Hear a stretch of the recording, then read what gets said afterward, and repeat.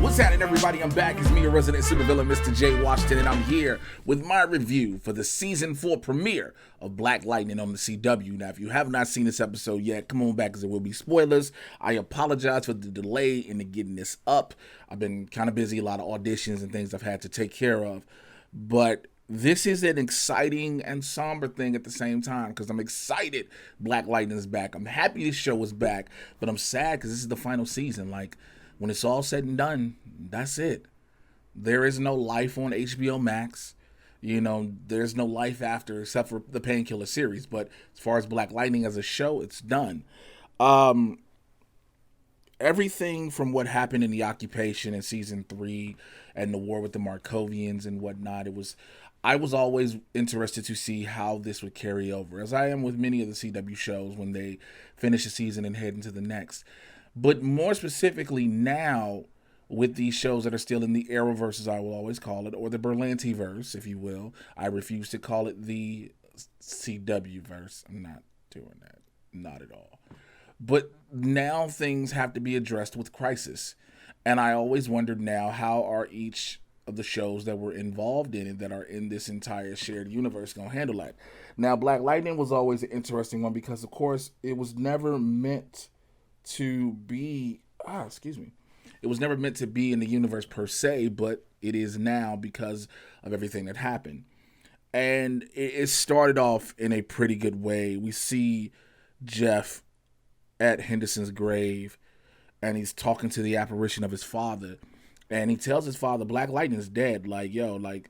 I'm done. And his dad even says, we've been through this before. So basically, we saw in the very beginning of the first season how after being shot and beat up and everything in a tub, and Lynn checking on him, and he tells Lynn he's done doing it, and he only comes back originally for the safety of his daughters, but the city needs him. And what that entails is that even in the midst of other times we didn't see, there are times where he's been like, I can't do this no more, I'm done and whatnot. And so I get that, but it as always, these seasons come out the gate swinging on a very prominent issue that happens within the black community, and I couldn't think of one more prominent than a young black man being pulled over by the police, and the police first question are, where the drugs? Now, there are going to be many who think that is just an exaggeration. There are going to be many who think police officers are not like that. It's only a few bad apples. And I'm going to say this out the gate. There are more than a few bad apples. Let's just call it what it is. But this does happen more often than not. It's happened to your boy several times. Just walking and minding your own business and you being pulled over. Having a hoodie on. I mean, also one of the things that you need to know that's prominent in that scene, Shorty has a violin. He literally has the violin in one hand, the bow in the other, and the cops run up on him, and the first thing they ask is, where's the drugs? Look, like I said, this happens a lot. And Jefferson to stop and see this and say, hey, I know this kid, he wouldn't hurt a fly. I understand, there are people who are like, well, that could be the case. He does know him, but we don't know what the kid does otherwise, blah, blah, blah, blah. I get that.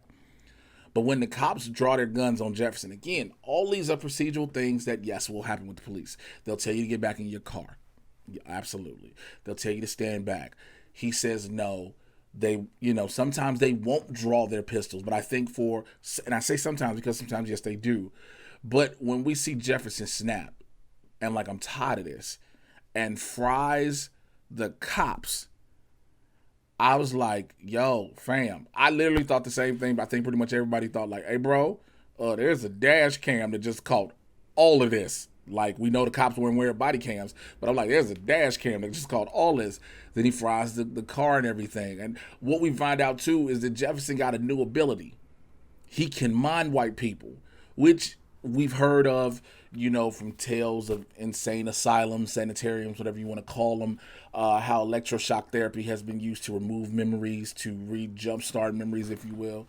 But we find out that's a new ability he has, and as he goes on, you see him being in the bar, and he's in his feelings in a bottle. He's still over the loss of Henderson more than anything. And also, yeah, the girls are going out doing their thing on their own. And, Gamby even telling him, yo, why you just don't put the suit on? Like, yo, you need it because your powers will affect your neural system. Dude's like, yo, I'm not putting this suit on, man. Like, hey, bro, it's just an iWatch. An Apple Watch. I'm good. I don't need it. And so Gamby's like, yeah, well, somebody caught partial of your plate. He said, but don't worry, I took care of it. Which comes back to bite in the ass later, because I'm not going to go bit by bit, of how the new chief of police, Chief Lopez, and brother Hassan Shakur, who's the new detective who was told by Henderson to trust Black Lightning, they come to him and like, yo, we got a partial of your plate. My question is, how was it that they got it? If Gamby has been known to be very technologically savvy when he can scrub the internet and scrub systems and pull data away, out of all the places he couldn't get the data from, the Freeland Police Department, I felt like that was a glaring hole in some ways, but I digress. We still got a whole season to go through. We see Grace is still in a coma from when Blackbird knocked out during the when Gravedigger took over. Shouts out to Chantal, who just was like, yo, I'm finna take a cat nap in this seat. I'm just gonna be here sleeping and chilling. I love it. You see Anissa there, you see Jen there, and Jen is like, yo, it's been a year, don't you think you should move on? And again, sometimes things sound fictional. Some things are adapted from fiction, if you will, and some things are just real life scenarios we hear about. And that is one thing. You have somebody who the love of their life is in a coma, or they're in a grave situation and they've been in the hospital, and people, their loved ones and friends tell them, yo, you might want to move on. And the person's like, no. Okay, and that was my alarm. I set off to go off way earlier, which, all right, cool. It happens. It's done. But you have people to tell them to move on with your life, and they're like, no, they don't want to. And one of the things we find out, also in this is, before I go any further, the new mayor of Freeland, Billy Black. Okay. I was like, y'all just needed a generic name for the mayor. Whatever. It is what it is. William from Girlfriends. I forgot his last name. I know it's Reggie something. Please forgive me. I love him as an actor. He's a great actor. But that hair, though. You the mayor and you can't even get just to cut off the rest or get a shape up or plugs. That hair, though. But also that's the connection with Mara Brock-Akil. You will see again. Remember, we saw Pooch Hall, or was it Pooch, or was it the other one? They were one of the MODs. You will see members from the various Mara Brock-Akil produced shows come in and play guest roles here and there on the series, which I love that. I always love when you see a producer, an executive producer, showrunner who has talent they have a strong relationship with, and they've worked with and they trust. And they're like, yo, I can bring you onto this project for this. Now, it may not be a long-standing, series regular role. It might be a recurring guest, but it's enough to get them back working and then put them fresh into the people's eyes, which I definitely love doing that one. Lynn and Jeff are in therapy. I think this is prominent on so many levels. And here's why. We only seem to, when I say we, I'm going to talk directly about and to the black folks watching me right now. To those of other races, this may apply to you, but I don't know how this doesn't hit home for other races to me as much as it does the black community, because I'm a black dude, plain and simple. The only time we really embrace therapy in the black community is when it's either portrayed in television or film, or when celebrities admit they're going to it. It is almost taboo for black men to say they're attending therapy. Now, yes, couples therapy is one thing. I get it. I do get it. But I'm looking at the whole spectrum of therapy as going individually and whatnot, and how we receive it. Whereas you hear black women many times say they go to therapy, dealing with a lot of trauma they've been through in their lives. And yes, black women deal with a lot of trauma, many times put on through black men. Just call it for what it is. But it's open. It's an open thing for them to discuss and us to accept. But when it comes to black men, unless celebrities or high profile people in the black community are speaking on it, then it is not heard. It is kept silent per se.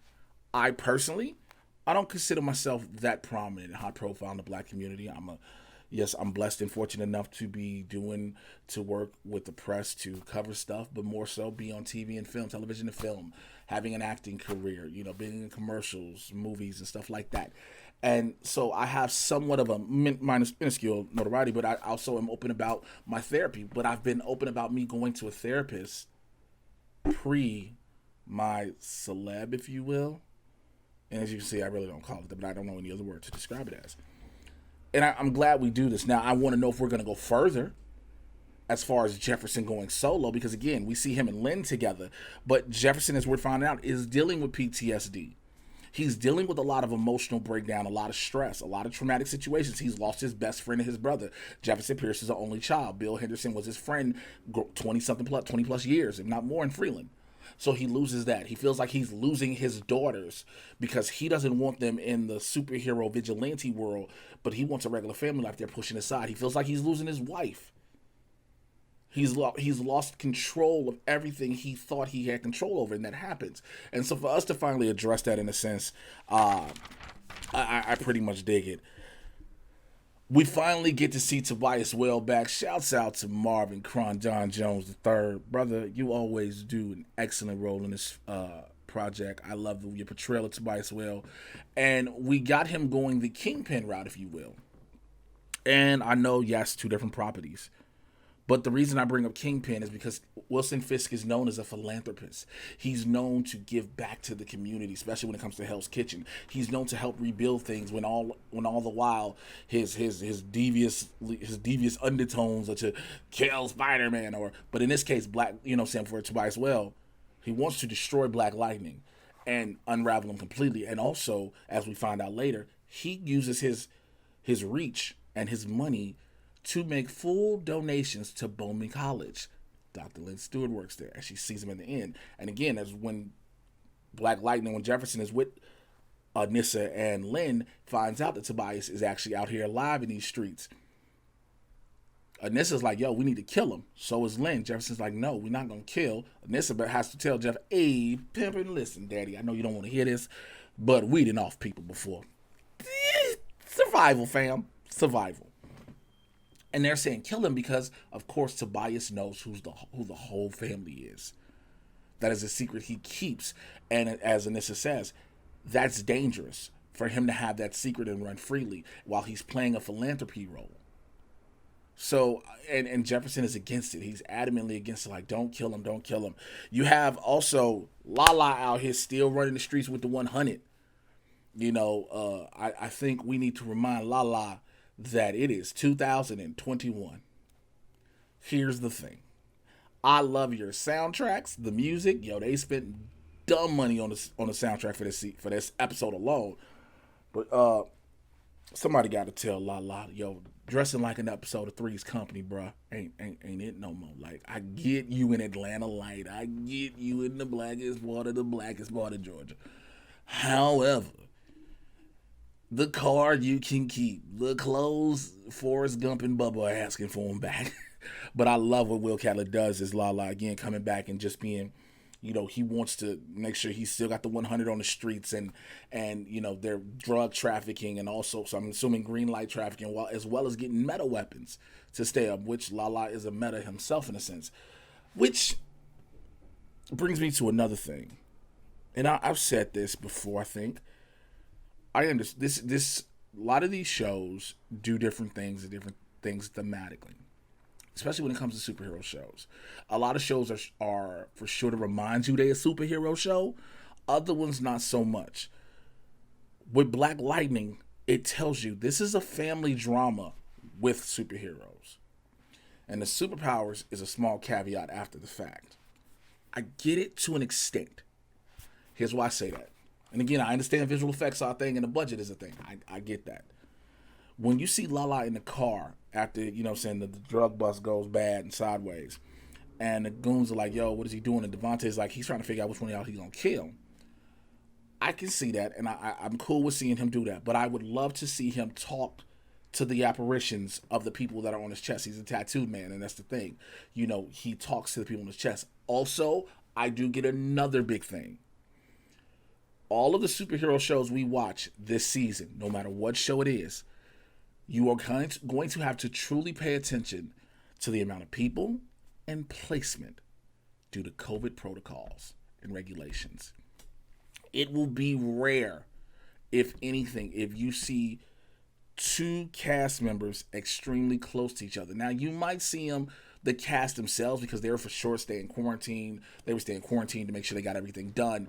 But when it comes to like guest stars and extras, they'll all be spaced out and grouped together per se. So just pay attention to that. And so I get that's why you probably don't do Lala talking to the apparitions in the car or in the backseat, like when we used to have LaWanda, when we used to have, Will and all that stuff. I get it. But for him, again, after a drug bust goes bad and then him setting up a fake buy and says, yo, make sure you kill Lightning. Lightning's the strongest one out of the two of them, between Thunder and Lightning. Technically, she is. This brings us to, it's almost a foreshadowing, if you will, of China's exit from the show. China Anne McClain, who plays Jennifer Pierce. We already know she's leaving. She's openly said it. We know that even before the show ends, she'll be gone by episode 6, which she has said. She has said by like episode 6, she will be gone. So now we have to figure out, will it be Lala and the 100 that take her out? Will it be her losing her powers and falling out the sky, blacking out? Different things like that.